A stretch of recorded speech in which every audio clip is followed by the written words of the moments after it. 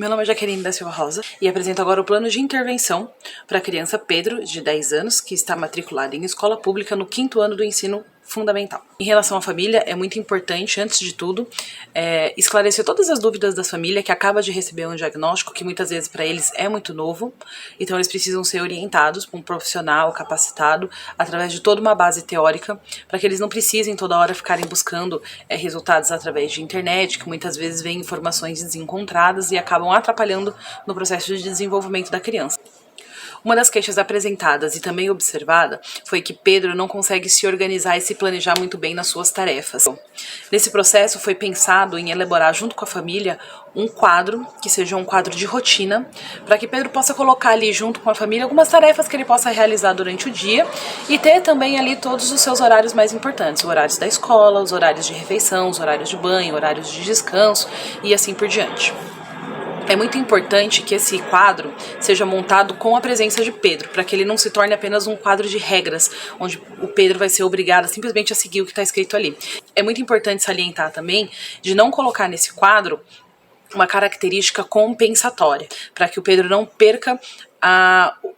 o real objetivo de realizar as suas atividades. A intenção é que ele consiga desenvolver as suas tarefas do dia a dia, as tarefas que ele tem ali planejada para realizar, com prazer, para que ele consiga realizar as atividades com vontade, para que ele tenha vontade nas próximas tarefas de realizá-las novamente. Foi pensado também em alguns momentos em família, como sentar para fazer algumas leituras, fazer algum momento em que eles estejam juntos. Para esse momento de leitura, pensando também em uma das características que foi abordada, que é de que Pedro não consegue muitas vezes entender as instruções que ele recebe, a gente pode tentar trabalhar isso através da contação de histórias, onde a gente pode utilizar materiais variados para esse momento de contação. Então, sentar e apenas ler um livro pode mudar, colocando alguns brinquedos que ele goste, colocando alguns personagens de outras histórias junto, alguns desenhos, algumas figuras, para que ele possa compreender melhor o contexto geral da história. Então é realmente envolver a família na participação de todas as atividades ali do Pedro, principalmente, para que ele se sinta aceito, para que ele tenha autossegurança, autoconfiança, e isso melhora também muito a autoestima dele. Então, ajuda não só o Pedro, como a todos os familiares ao mesmo tempo. Em relação às atividades escolares,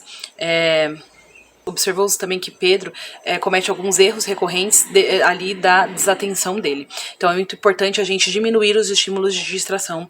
de Pedro. Então fazer com que ele se sente distante de janelas, de portas, que ele possa estar mais próximo à professora, onde possa observar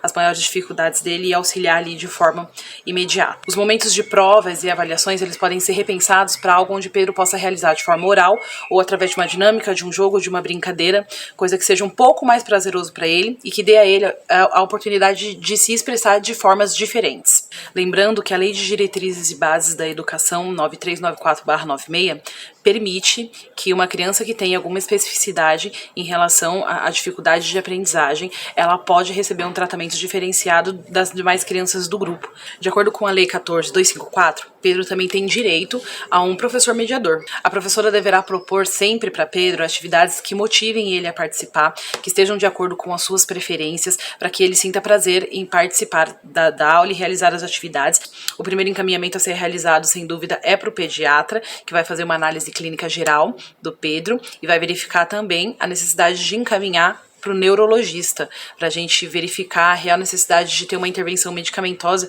Uma outra possibilidade de indicação, com certeza, é para a área da psicologia, o que pode auxiliar muito a família a acomodar todas as informações novas que chegam. Na área da psicopedagogia, será realizada uma anamnese, para a gente conseguir identificar algumas características e a origem também de algumas características, alguns comportamentos que podem ser apresentados pelo Pedro. Será também realizada uma visita à casa da família, onde a gente pode conhecer um pouquinho da rotina da família, da rotina do Pedro, conhecer um pouquinho